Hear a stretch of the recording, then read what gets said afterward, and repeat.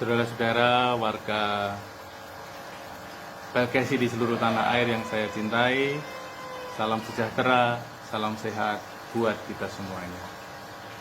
Pelkesi adalah sebuah lembaga yang membentuk hidup saya, sehingga mampu menjadi pekarya kemanusiaan yang tangguh. Keadaan ini dimulai ketika pada tahun 1987, saya memulai karir saya sebagai petugas kemanusiaan di Rumah Sakit Bethesda. Oleh beliau, Dr. Guno Samekto, sebagai direktur, saya diberi tugas untuk membantu beliau menjalankan tugas, kala beliau menjalankan tugas sebagai ketua Pelkesi.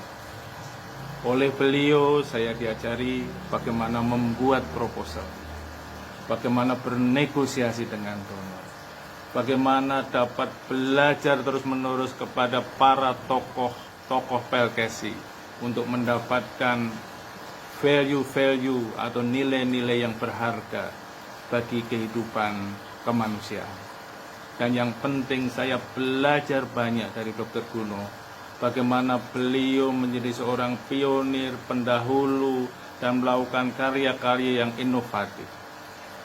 Dari situlah, saudara-saudaraku, saya memulai pekerjaan saya bersama dengan Pelkesi. Yang pertama, saya diberi tugas untuk menjadi salah satu koordinator bidang primary healthcare. Lalu menjadi wakil sekretaris eksekutif khusus untuk hubungan internasional. Selanjutnya, saya masih berperan juga sebagai pengurus, dan bahkan pada saat ini, menjelang saya purna dari pekerjaan kami di Yakum, Pelkesi masih memberikan peran sebagai ketua Badan Pertimbangan atau Badan Pengawas Pelkesi. Ini merupakan suatu kesempatan yang luar biasa.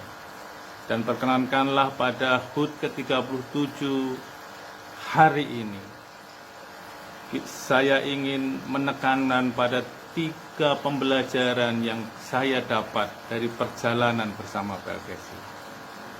Yang pertama, Pelkesi berjaya bisa hidup saat ini karena mampu mensinergikan seluruh aset dan talenta dari anggota. Yang kuat mendukung yang lemah. Gotong royong untuk saling membantu, itulah yang menjadi nyawa dan kekuatan Pelkesi. Yang kedua, pelayanan Kristen di Indonesia selalu menjadi pionir yang dapat dikontribusikan kepada bangsa dan negara. Dan Pelkesi membantu anggota-anggotanya untuk menguatkan branding masing-masing, untuk berpionir di negeri ini. Kita dulu pionir dalam bidang pelayanan kesehatan primer, PKMP. Kita pionir dalam bidang keluarga berencana, khususnya adalah KP Mantap. Kita juga pionir dalam bidang pelayanan-pelayanan kemanusiaan di tempat-tempat terpencil, termasuk emergency response di berbagai tempat. Dan juga kita pionir di dalam healing ministry. Itu adalah aset yang kedua yang didapat dari Pelkesi. Yang ketiga, saudara-saudara, Pelkesi selalu menekankan kepada anggota untuk tetap setia pada panggilan mula-mula, melayani mereka yang miskin dan tersisih. Oleh karena itu, Pelkesi selalu berfokus pada pelayanan-pelayanan yang di luar tembok-tembok rumah sakit. Disitulah maka sejak dulu Pelkesi memfokuskan pada pelayanan kesehatan primer dengan konsep rumah sakit tanpa dinding, dan juga pelayanan penyembuhan yang mengutuhkan melalui pastoral counseling yang holistik.